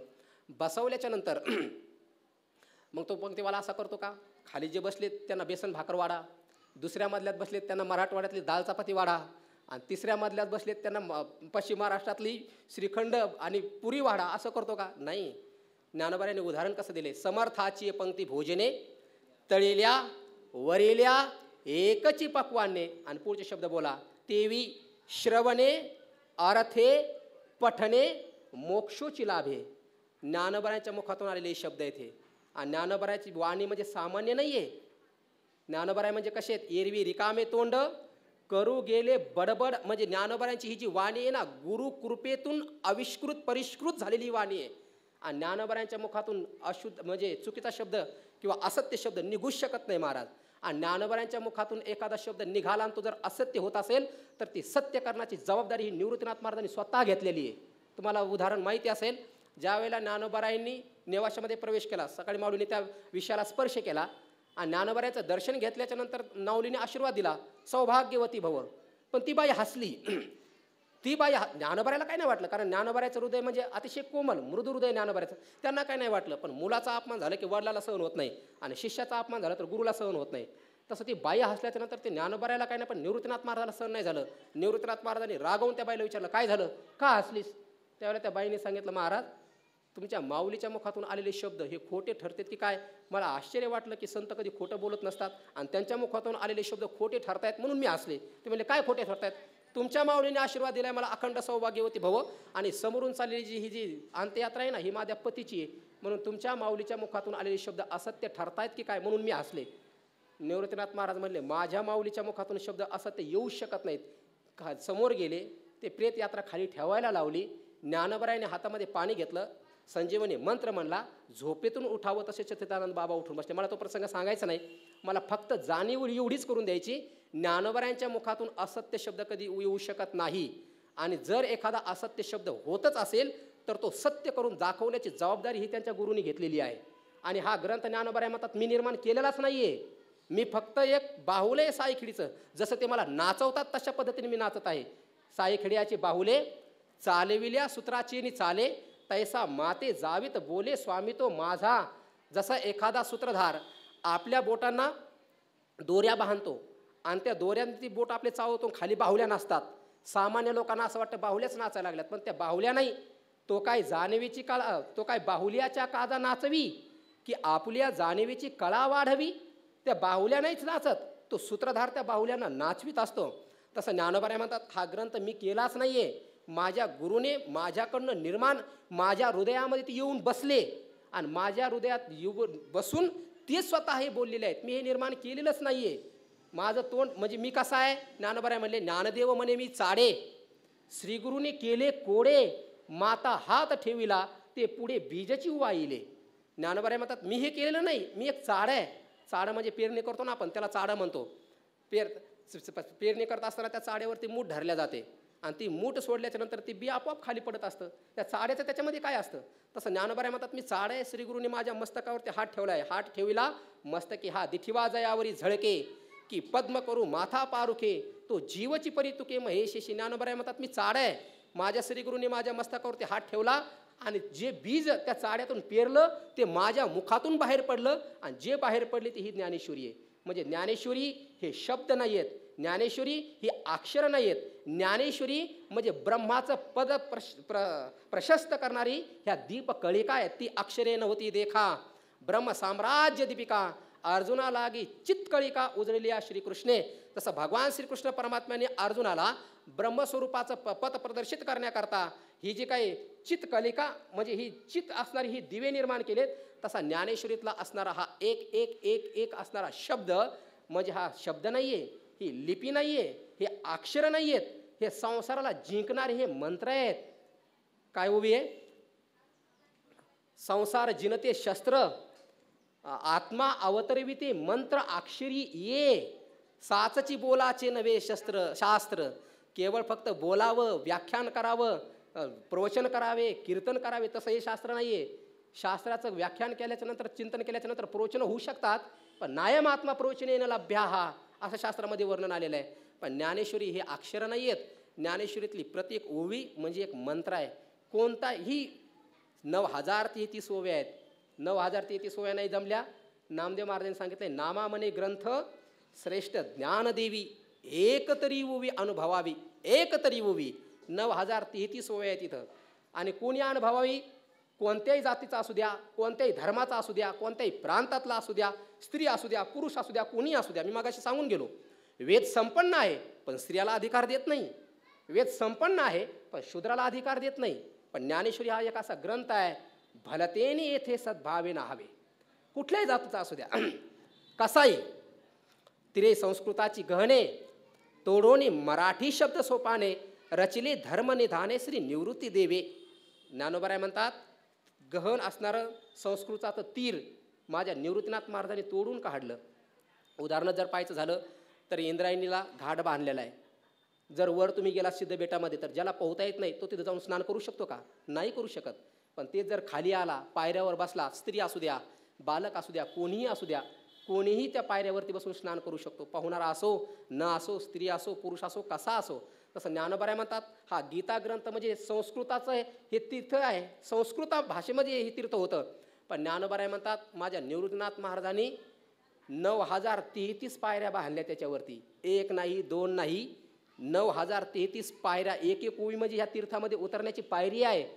रचिली धर्मनिधाने श्री निवृत्ती देवे. मग कोण कोण स्नान करायचं याच्यामध्ये? भलतेनी, भलता म्हणजे कोणीही असू द्या, स्त्री असू द्या, पुरुष असू द्या, म्हातारा असू द्या, तरुण असू द्या, शिकलेला असू द्या, सुशिक्षित असू द्या, असुशिक्षित असू द्या, कोणीही असू द्या, फक्त भलतेनी. पण कसा? सद्भावे, अंतकरणामध्ये भाव धरून जर तो या ज्ञानेश्वरीमध्ये जर बुडाला ना, तर त्याला सिद्धांतरूपी रत्न, ज्ञानरूपी रत्न त्याच्या हातामध्ये त्याला प्राप्त होतो आणि तो विदेह कैवल्याला प्राप्त होतोच. म्हणून नाथ महाराज सुद्धा सांगतात, ज्ञान होय लोका पण कोणत्या? अतिभाविका, अतिशय भाविक. मग हे ज्ञान प्राप्त झालंच पाहिजे, ज्ञानेश्वरीतून ज्ञान प्राप्त होतच. एवढं सगळं तुम्ही सांगण्या का एवढा गौरव का करता? ज्ञानेश्वरी वाचल्याच्या नंतर ज्ञान प्राप्त होतच, एवढा गौरव तुम्ही ज्ञानाचा का करता? कारण ज्ञान प्राप्त झाल्याच्या नंतर काही फल माणसाला जीवनामध्ये प्राप्त होतात. ती फलं कोणती? ती भगवंतांनी स्वतः सांगितलेत. ज्या व्यक्तीला ज्ञान प्राप्त झालं त्या व्यक्तीला पुन्हा मोह प्राप्त होत नाही. एवं यज्ञात्वान पुनर्मोह मेवम यास्यसी पांडव येन भूतान्यसेन द्रक्षसी आत्मन्यथो मयी. ज्याला ज्ञान प्राप्त झालंय त्या ज्ञानाच्या प्राप्तीचं पहिलं फल सांगितलंय. ज्ञानोबराय म्हणतात, भगवंत म्हणतात, ज्याला ज्ञान प्राप्त झालं त्या व्यक्तीला मोह प्राप्त होत नाही. आणि जीवनाचं सार पहा तुम्ही, जीवनाचा परिशीलन करून घेऊन पहा. जीवनामध्ये दुःख कोण देतं? अहंता आणि ममता इति दुःखास्पदे द्वे. अहंता आणि ममता हे दोनच दुःखाला कारणीभूत ठरतात. आणि ज्ञान प्राप्त झाल्याच्या नंतर ममताच नडून काय माता ममता मरून गेली तेव्हा काहीतरी आहे ना ते नाथ महाराजांचं. म्हणजे ज्याला ज्ञान प्राप्त झालं त्या व्यक्तीच्या जीवनामध्ये मोह राहत नाही. भक्तराज अर्जुनाला भगवान श्रीकृष्ण परमात्म्याने रथ नेऊन उभा केल्याच्या नंतर काय झालं? अंतःकरणामध्ये मोहच निर्माण झाला. भगवंताने त्याला ज्ञान सांगितलं. ज्ञान सांगितल्याबरोबर काय झालं? मोह नष्ट झालाय की नाही? नष्टोस मोह स्मृती लब्धः त्वत्प्रसादान मयाच्युत. म्हणजे ज्या व्यक्तीला ज्ञान प्राप्त झालं त्या व्यक्तीचा मोह शिल्लक राहत नाही. पहिलं फळ आहे ज्ञानाचं, मोह नष्ट होणे. म्हणजे ज्ञानेश्वरीचं पारायण केल्याच्या नंतर, चिंतन केल्याच्या नंतर त्याला ज्ञान प्राप्त होतं, त्या व्यक्तीचा मोह नष्ट होतो. ज्ञान प्राप्त झाल्याच्या नंतर मोह नष्ट होतो. अजून दुसरं फल काय प्राप्त होतं? हे सगळं विश्व जे आहे ना, ज्याला ज्ञान प्राप्त झालं त्या व्यक्तीला हे सगळं विश्व परमात्मा स्वरूप दिसू लागतं. हे समस्त ही श्री वासुदेव ऐसा प्रतिरसाचा ओतला भाव. हे सगळं विश्व त्याला परमात्मा स्वरूप दिसू लागतं. त्याला भेद दिसत नाही. ही स्त्री आहे का हा पुरुष आहे? आयम आत्मा काय? आयम निजः परो व्यक्ती गणनाम लघुचेतसाम उदारचरितानाम तो वसुधैव कुटुंबकम. किंवा गीतेमध्ये भगवंताने अजून सांगितले ना, विद्याविनय संपन्ने ब्राह्मणे गविहस्तिनी सुनीचैव स्वपाकेच पंडिताः समदर्शिनाः. ज्याला ज्ञान प्राप्त झाले त्याला पंडित आहे, गाय आहे, चांडाळ आहे, कुत्रा आहे, कोण आहे, काही नाही. ज्ञान प्राप्त झाले की हे सगळं विश्वच परमात्मा स्वरूप दिसू लागतं. सर्वा घटी राम देहादी एक, असं त्याला ज्ञान प्राप्त होतं. म्हणजे ज्ञान प्राप्त झाल्याच्या नंतर दोन फलं सांगितले. पहिलं फल सांगितलंय, ज्याला ज्ञान प्राप्त झालं त्याचा मोह नष्ट होतो.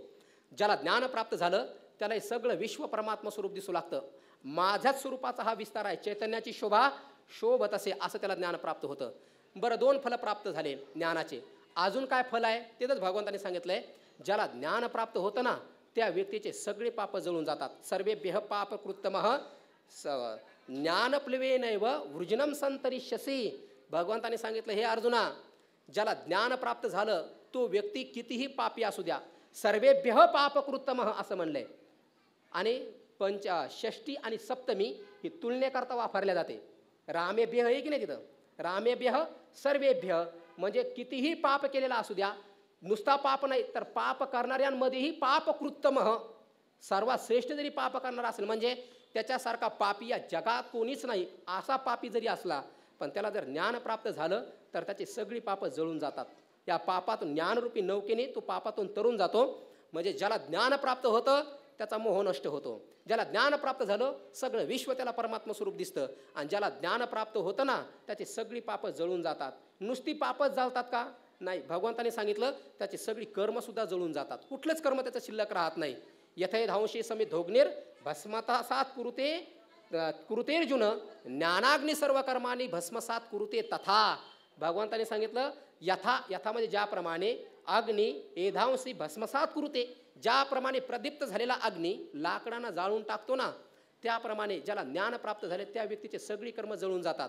त्याचं प्रारब्ध कर्म जळतं, त्याचं संचित कर्म जळतं, त्याचं क्रियामान कर्म जळतं, त्याचं कायिक कर्म जळतं, त्याचं वाचिक कर्म जळतं, त्याचं मानसिक कर्म जळतं. काही शिल्लक राहत नाही. त्याचं सगळं भस्मसात होऊन जातं. अग्नीमध्ये कितीही लाकडं टाका तो भस्मच करून टाकतो. तसं ज्याला ज्ञान प्राप्त झालं भगवंत सांगतात त्याची सगळी कर्म जळून जातात. किती फलं झाली? ज्याला ज्ञान प्राप्त झालं त्याचा मोह नष्ट होतो. ज्याला ज्ञान प्राप्त झालं त्याला सगळं विश्व परमात्मा स्वरूप दिसतं. ज्याला ज्ञान प्राप्त झालं त्याचे पाप नष्ट होतात. ज्याला ज्ञान प्राप्त झालं त्याची सगळी कर्म जळून जातात. आणि पुढं सांगितलंय ज्याला ज्ञान प्राप्त होतं ना त्या व्यक्तीला शांती प्राप्त होते. काय ज्ञात्वा हे ज्ञान प्राप्त झाल्याच्या नंतर शांती प्राप्त होते. पण कशी?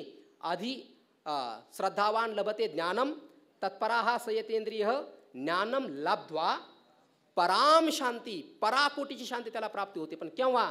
अचिरेनाधिगच्छती. अधिगच्छती म्हणजे प्राप्त होते. आधी उपसर्गपूर्व गम गच्छती धातू आहे आणि उपसर्ग लागल्याच्या नंतर धातूचा अर्थ बदलतो. उपसर्गात धातू अर्थ हो बलात अन्यत्र नीयते. गम गच्छती धातू म्हणजे जाणे आणि आधी उपसर्ग लागल्याच्या नंतर अधिगच्छती म्हणजे प्राप्त करतो. काय प्राप्त करतो? शांती. केव्हा? ज्या व्यक्तीला ज्ञान प्राप्त होतं ज्ञान प्राप्त होता क्षणी त्याला शांती प्राप्त होते. आणि सगळं कशा करता चाललंय? जीवन जे एवढं चाललंय तुम्ही कशा करता इथं आले? इथं आल्यानंतर काहीतरी शांती प्राप्त होईल म्हणूनच आले की नाही? शांती प्राप्त करण्याकरता शांती परते नाही सुख सगळं शांती करतात चाललंय की नाही? आणि शांती कशाला म्हणतात? शांतीची व्याख्या ज्ञानोबऱ्या करतात. गिळोनी ज्ञेयाते ज्ञाता ज्ञान ही मागवते हरपे ते निवृत्ते शांती पैगा. ज्ञानोबऱ्या म्हणतात शांती. शांती म्हणजे काय? जिथं ज्ञाता ज्ञान आणि ज्ञेय, ध्याता ध्यान ध्येय, भोगता भोग्य भोग ही त्रिपुटी ज्या ठिकाणी सगळी नष्ट झाली या त्रिपुटी राख रांगोळी होणं म्हणजे शांती प्राप्त होणं आहे. सगळी त्रिपुटी नष्ट होऊन जाणं. त्रिपुटी नष्ट झाली की त्या व्यक्तीला शांती प्राप्त होते. आणि अशी शांती केव्हा प्राप्त होते? ज्ञानाने. आणि ते ज्ञान जे आहे कशाने प्राप्त होतं? फक्त ज्ञानेश्वरी वाचल्याने. म्हणजे जो व्यक्ती ज्ञानेश्वरीचे वाचन करतो, पारायण करतो, श्रवण करतो, चिंतन करतो, त्या व्यक्तीने ज्ञानेश्वरीचं चिंतन करायला लागला म्हणजे ज्ञानेश्वरीचं चिंतन केलं बरोबर, चिंतन केल्याबरोबर, पाठ केल्याबरोबर, श्रवण केल्याबरोबर त्याचे जेवढे पाप आहेत सगळे जळून जातात. त्याचे जेवढे कर्म आहेत सगळे जळून जातात. त्याला शांती प्राप्त होते. त्याला ज्ञान प्राप्त होतं. अख्खं विश्व परमात्मा स्वरूप त्याला दिसू लागतं. म्हणजे हे ज्ञानेश्वरी हा ग्रंथ जो आहे एवढा महान ग्रंथ आहे, एवढा श्रेष्ठ असा हा ग्रंथ आहे. म्हणून ज्ञानोबराय म्हणतात किंवा भगवान सांगतात अनेक साधन आहेत भगवंताच्या प्राप्तीचे. मी आपले थोडेच सांगितले त्या ठिकाणी, अजून 2 सांगायचेच राहिले होते पुढचे. भगवान स्वतः तिथं म्हणले एवं बहुविधा यज्ञ. हे यज्ञ भगवंताच्या प्राप्तीचे कोणी सांगितले? वेदाने सांगितले. पण भगवंत म्हणले अर्जुना या ज्ञानाच्या प्राप्तीचे साधन जरी वेदाने सांगितले असले तर मी सांगतो ते ऐक. मी सांगतो ते ज्ञान कशाने प्राप्त होतं. आणि भगवंताने त्या ज्ञानाच्या प्राप्तीचं नियत साधन सांगितलं. मग तद्विधी प्रणिपातेन परिप्रश्नेन सेवया. तत् विधी सांगितले. कोणता विधी? त्या ज्ञानाच्या प्राप्तीचा विधी सांगतो म्हणजे ऐक. तत् विधी काय विधी आहे? प्रणिपात, परिप्रश्न आणि शेवा. शेवया म्हणले की नाही? म्हणजे ज्ञानोबराय म्हणले शेवया शिजवान खा तुम्हाला ज्ञान प्राप्त होईल. शेवया आले की नाही तिथं? शेवा हा शब्द आहे आणि तो रमाप्रमाणे चालतो. आणि रमाची तृतीय होते रमया, तसं शेवाचं तृतीय होते शेवया. नाहीतर माणसाला शेवया शिजवान खा दूध भातासोबत ज्ञान, तसं नाही आहे. शेवया म्हणजे शेवेच्या द्वारे, शेवेने हे ज्ञान प्राप्त होतं. पण भगवंतांनी क्रम सांगितला, ज्ञानोबरायने तो क्रम बदलला. भगवंत काय म्हणले? प्रणिपातेन परिप्रश्नेन शेवया. तृतीय की नाही सगळीकडे? अगोदर प्रणिपात करा, नंतर प्रश्न विचारा, नंतर सेवा करा. पण ज्ञानोबराय म्हणले तसं नाही. अगोदर प्रणिपात ते ज्ञानाचा कुरुठा, ते तर सेवा हा दार वंटा. ज्ञानोबरायने सांगितलं अगोदर प्रणिपात करा, नंतर सेवा करा आणि नंतर मग त्यांना प्रश्न विचारा. आणि त्यांच्या प्रश्नातून ज्या वेळेला तुम्हाला ज्ञान प्राप्त होईल ना मग येणे अंतकरण बोधले संकल्पानये. जयाचे वाक्य उजडे झाले चित्त निधडे परब्रह्माचे नि पाडे निशंकू होय, एवढी मोठी योग्यता त्याला प्राप्त होते. मग केवळ फक्त एवढ्यानेच भागतं का? नाही. पुन्हा दुसरी साधन सांगितलंय, श्रद्धावान लभते ज्ञानम. तिथं एक शब्द आलाय बघा, तत्पराहा. पुढं सांगितले पुन्हा संयतेंद्रियाहा, ज्ञानाच्या प्राप्तीचे साधन सांगतोय बरं का मी हे. तिथं अगोदर काय सांगितलंय 37 क्रमांकाच्या श्लोकामध्ये, तद्विधी, प्रणिपात, सेवा आणि मग प्रश्न. आणि पुन्हा पुढे सांगितलंय कोणाला ज्ञान प्राप्त होतं? ज्याच्या अंतःकरणामध्ये श्रद्धा आहे त्याला, जो तत्पर आहे. तत्पराहा म्हणजे कशात तत्पर? जो श्रवणामध्ये तत्पर आहे, जो मननामध्ये तत्पर आहे, जो निधिध्यासनामध्ये तत्पर आहे, गुरुच्या सेवेमध्ये तत्पर आहे, इंद्रिय संयमित करण्यामध्ये तत्पर आहे, आत्मस्वरूपाच्या श्रवणाकरता जो तत्पर झालाय त्याला ते ज्ञान प्राप्त होतं. म्हणजे एवढ्या खटाटप ज्ञानाच्या प्राप्तीकरता करावे लागतात. ते 12 यज्ञ घ्या, इदल तद्विधी घ्या, इदल श्रद्धा घ्या.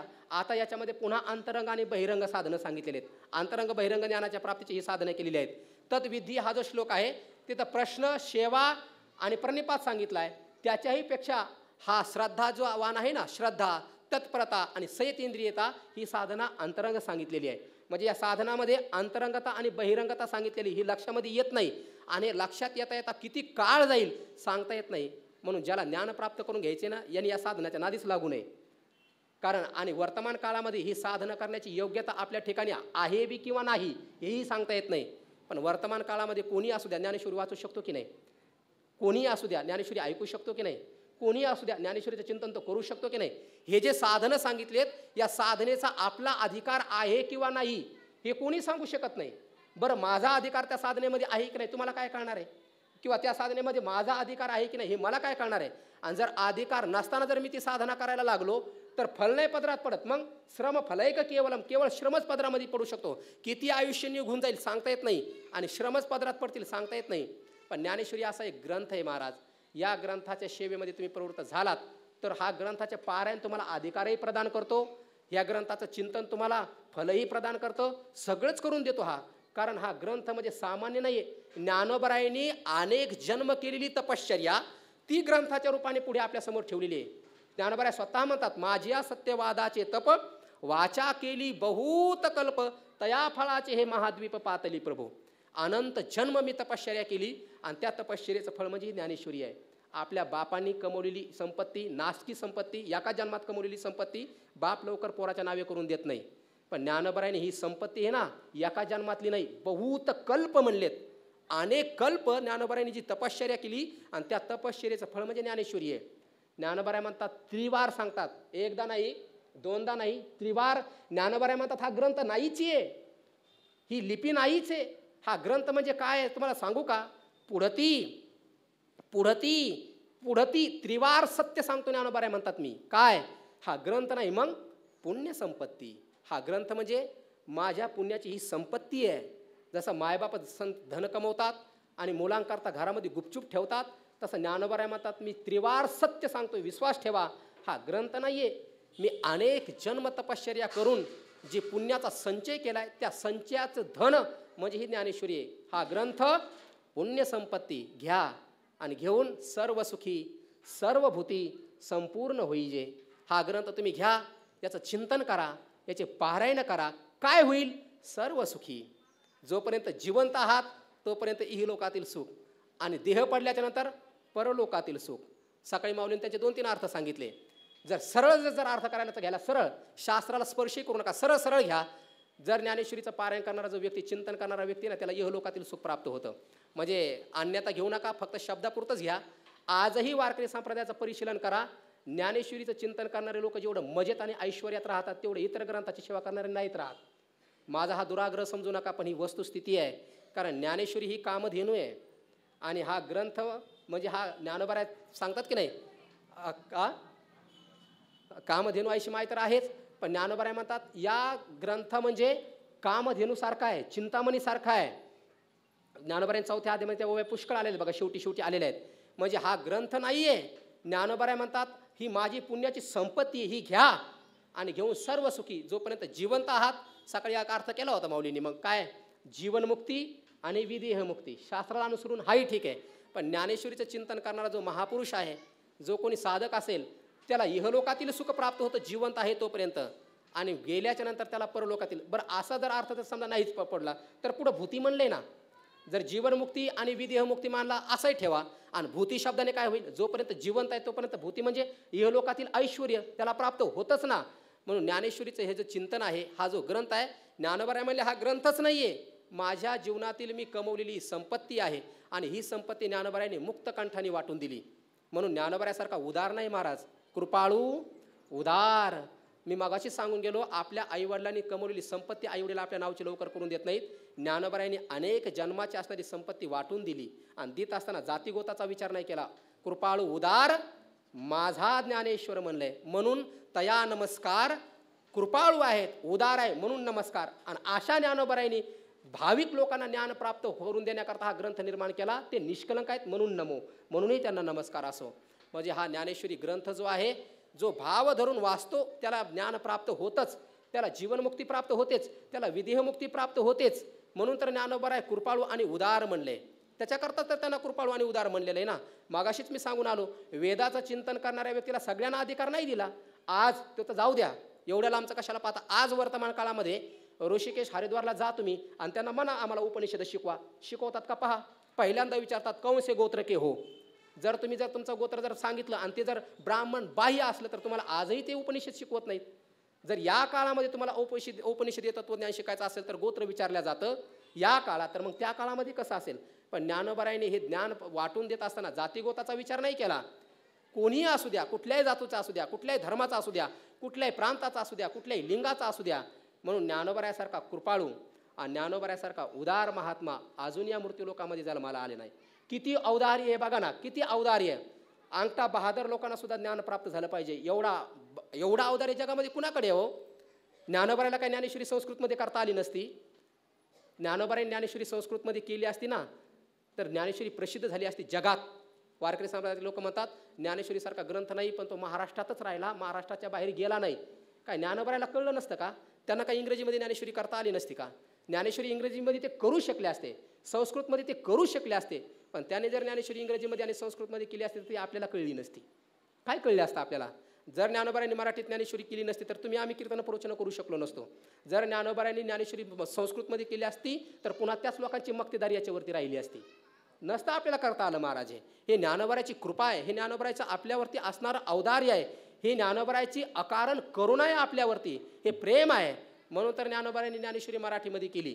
आणि किती प्रेम आहे ज्ञानोबारायाला मराठी भाषेविषयी. माझा मराठाची बोल कौतुके, ये मराठीची ये नगरी, ब्रह्मविद्येचा सुखाळू करी, घेणे देणे सुखची वरी हो दे या जगा. एक वाक्य. मराठी भाषेमध्ये तत्वज्ञानाचं दालन ओपन करण्याचं काम पहिलं जर कोणी केलं असेल तर ते माऊलींनी केलंय. दुसरं म्हणून तर त्यांना माऊली म्हटलंय. काय कारण आहे? ज्ञानोबाराया ज्या परंपरेमध्ये जन्माला आले ती परंपरा पहा तुम्ही. ज्ञानोबारायांचे गुरु निवृत्तीनाथ आहेत, त्यांचे गुरु गहिनीनाथ आहेत, त्यांचे गुरु गोरक्षनाथ आहेत, त्यांचे गुरु मच्छिंद्रनाथ आहेत, त्यांचे गुरु आदिनाथ गुरु पाहून घ्या अभंग. सगळ्यांच्या पुढे नाथनाथ शब्द लागलाय. पण ज्ञानेश्वरनाथ कधी तुम्ही पाहिले का? नाही पाहिलं. का? कारण त्यांच्या ज्ञानाची एक परंपरा होती. एक शिष्य एक गुरु, हात वर उडला साच व्यवहारू. एका गुरुने एकच शिष्य करायचा, दुसरा शिष्य करायचा नाही. म्हणून भगवान शंकराने हे ज्ञान मच्छिंद्रनाथाला दिलं, पुन्हा कोणाला दिलं नाही. मच्छिंद्रनाथांनी गोरक्षला दिलं, पुन्हा कोणाला दिलं नाही. गोरक्षनाथांनी गहिनीनाथाला दिलं, पुन्हा कोणाला दिलं नाही. गहिनीनाथांनी निवृत्तीनाथांना दिलं, पुन्हा कोणाला दिलं नाही. पण निवृत्तीनाथांनी ज्यावेळेला ज्ञानोबारायाकडे हे ज्ञान दिलं त्यावेळेला ज्ञानदेवा सार चोजविले. ज्ञानोबारायाने हे ज्ञान सर्वांना दिलं. म्हणून त्या परंपरेतली जी नाथ पदवी ना ती ज्ञानोबारायांच्या समोर लागली नाही. पण ज्ञानोबारायांच्या समोर जरी ती नाथ पदवी परंपरेतली लागली नाही तर ज्ञानोबारायांनी याचा विचार नाही केला. पदासाठी बापाला सोडणारे लोक अनेक झाले, पण समाजाच्या उद्धाराकरता आपल्या पदाला सोडणारे संत फक्त ज्ञानोबाराय झालेत. विचार करून पहा तुम्ही, अभ्यास करून पहा, इतिहासाचं चिंतन करून पहा. म्हणून ज्ञानोबारायाने हे ज्ञान आपल्या परंपरेच्या विरुद्ध जाऊन समाजाला वाटून दिलं. ही दया नाही तर अजून काय आहे? याच्यापेक्षा अजून कोणती दया पाहिजे महाराज? आपल्या परंपरेचाही उच्छेद करण्याचं म्हणजे ज्ञानोबारायांनी धाडस केलं, दिलं सगळ्यांना.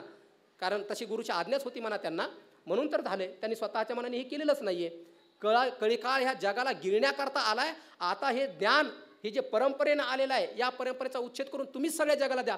ह्या ज्ञानोबारायाला त्यांचा आदेश होताच गुरूंचा, म्हणून त्यांनी हे करू शकलं. मला सांगण्याचं तात्पर्य एवढं आहे, गुरु परंपरेची मर्यादा ज्ञानोबारायांनी ह्या जगाला हे ज्ञान देत असताना पाहिलेली नाहीये. आपलं समाधीधन असणारं आपलं हे अनेक जन्माचं हे जे ज्ञान आहे हे समाजाला देत असताना त्यांनी मागं पुढं पाहिलं नाही, जातीगोताचा विचार केला नाही. हे ज्ञान देत असताना भाषेचे सुद्धा बंधनं ज्ञानोबारायांनी सगळे तोडून काढले. भाषेचं सुद्धा बंधन ज्ञानोबारायांनी ठेवलेलं नाहीये. म्हणजे कोणत्याही व्यक्ती असू द्या, महाराष्ट्रात जन्माला आलेला कसाही असू द्या, तो ज्ञानेश्वरी वाचायला लागला की त्याला ज्ञान प्राप्त होतच, याच्यामध्ये संशय नाहीच. म्हणून ज्ञानोबरायांनी हा जो ग्रंथ निर्माण केला आहे हा अलौकिक अशा पद्धतीचा ग्रंथ आहे.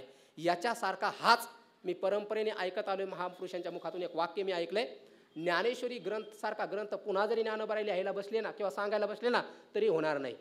का होणार नाही? एकतर याच्यापेक्षा चांगला होईल, नाहीतर याच्यापेक्षा कमी होईल, पण असा होणार नाही. याच्यासारखा हाच, जसं ज्ञानोबरायांनी किंवा भगवंतांनी चौथ्या अध्यायामध्ये शेवटी सांगितलंय की नाही, ज्ञानाची पवित्रता ही ज्ञानासारखीच आहे.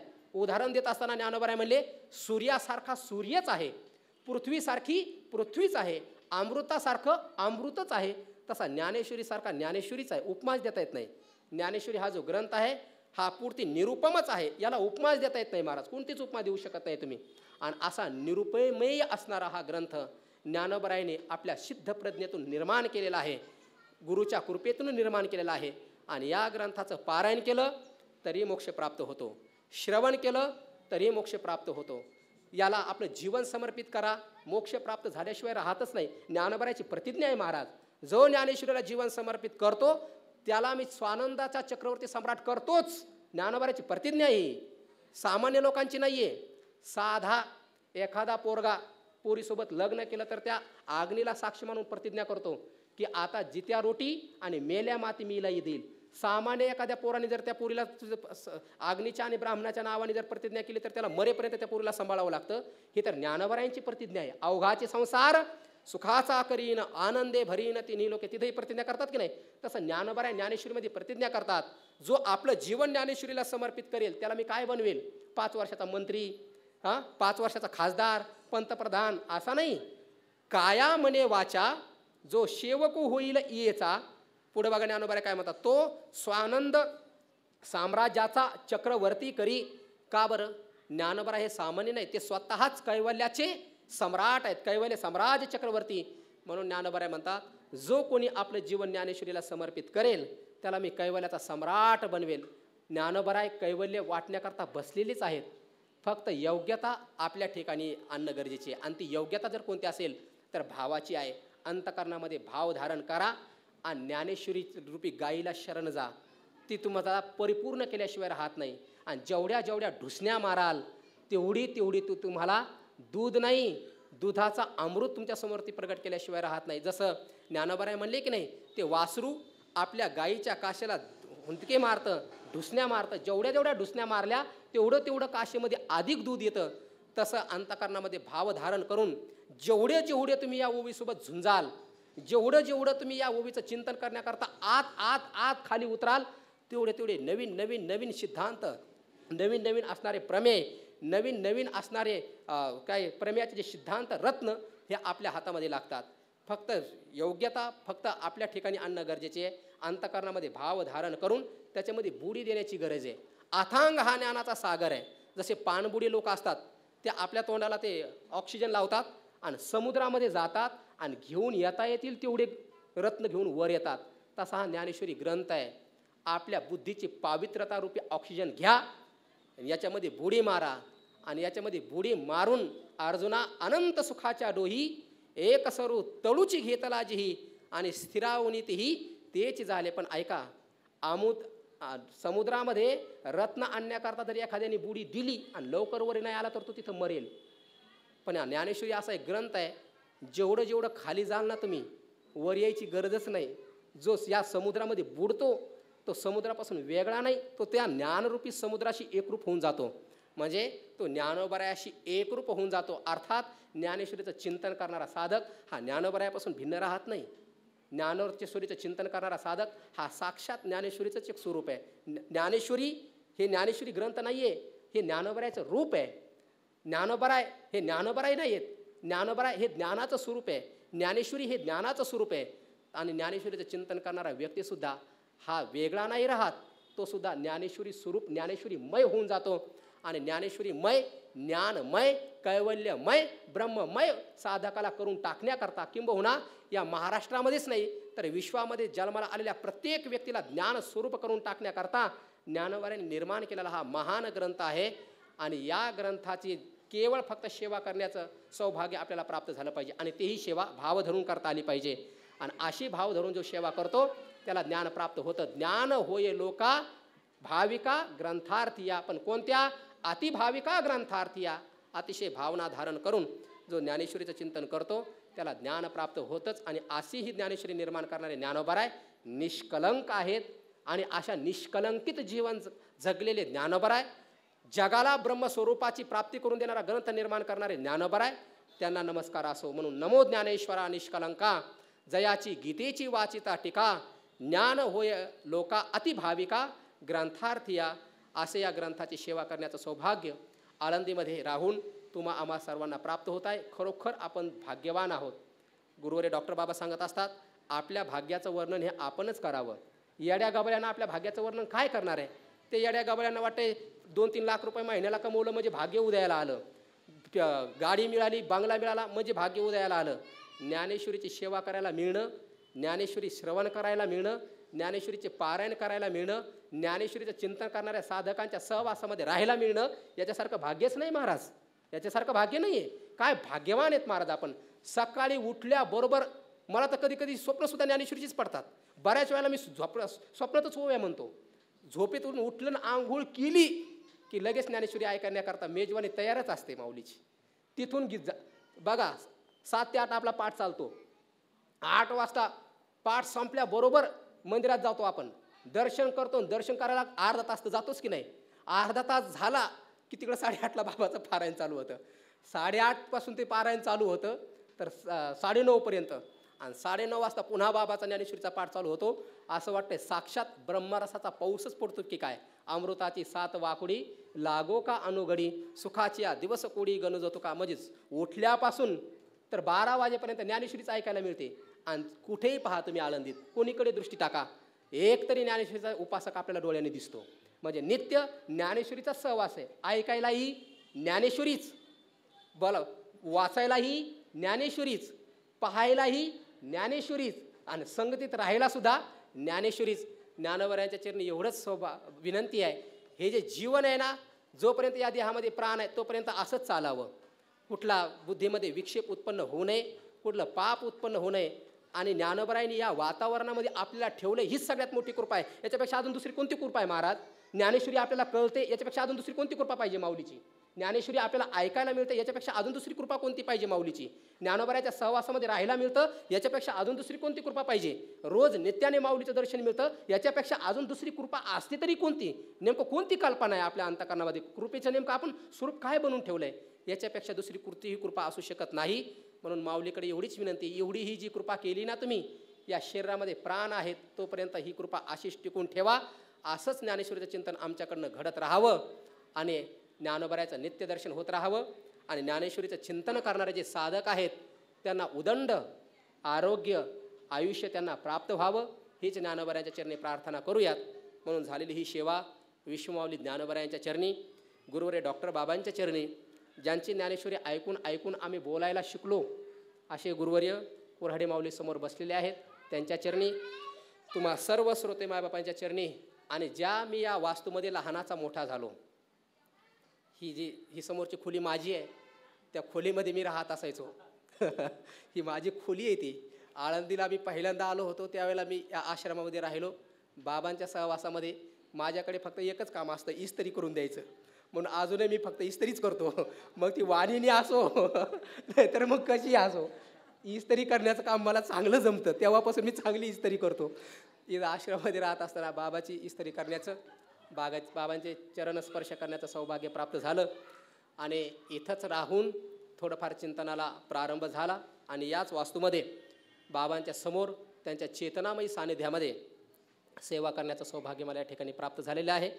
विश्वमाऊली ज्ञानोबा यांच्या कृपेने ही झालेली सेवा बाबांच्याही चरणी समर्पित करतो आणि वाणीला पूर्ण विराम देतो. बोलत असताना एखादा सिद्धांत शास्त्राच्या विरोधीत तुम्हाला गेलेला वाटत असला तर शास्त्राची परिभाषा मलाही माहिती आहे. मी रोज शास्त्राची परिभाषा ऐकतो, पण तुम्हाला वाटतच असेल की शास्त्राच्या विरुद्ध ही परिभाषा गेलेली आहे, तर हा ज्ञानोबारायाविषयी माझा अभिमान आहे. ज्ञानोबारायाविषयी माझ्या अंतःकरणामध्ये असणारा हा स्वाभिमान आहे. आणि तुम्ही म्हणाल मग अभिमान तर माणसाला नरकाला घेऊन जातो ना. ज्ञानेश्वरीचा अभिमान आणि ज्ञानोबारायाचा अभिमान घेऊन जर मला नरकाला जावं लागत असेल तर असे करोडो जन्म मी नरकात राहायला तयार आहे. पण ज्ञानेश्वरीचा अभिमान सोडायला मी तयार कधी होऊ शकत नाही. आणि हा अभिमान, हा स्वाभिमान ज्ञानोबरायचा आणि ज्ञानेश्वरीचा माझ्या अंतःकरणामध्ये अखंड राहावा. सर्व गुरुबंधूविषयी असणारं प्रेम तुमच्या सर्वांच्या कृपेने ते टिकून राहावं.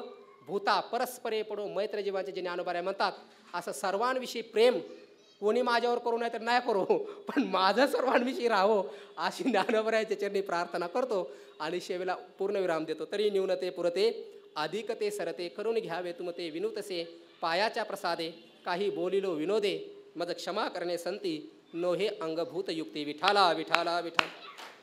कुंडलिक वरदा हरी विठ्ठल श्री ज्ञानदेव तुकाराम पंढरीनाथ भगवान की जय. माऊली ज्ञानेश्वर महाराज. गोपाल कृष्ण भगवान की जय.